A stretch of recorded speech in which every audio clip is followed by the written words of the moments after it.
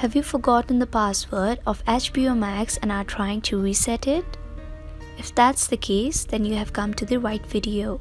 Hello everyone, I hope you all are having a great time. Today we are back with another tutorial video, and in this video I'll be guiding you guys through the steps of resetting the password of HBO Max account. So if you want to find out how you can do so, then make sure to watch this video till the end. First of all, open the app HBO Max. After that, tap on Sign In and then tap on Forgot Password option right here. To reset your password, you first have to enter your HBO Max email, and a link will be sent to you to your email address in order to reset your password.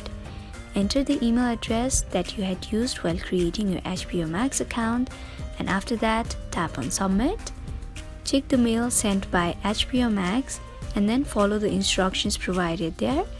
Finally, you will be able to reset the password of your HBO Max account.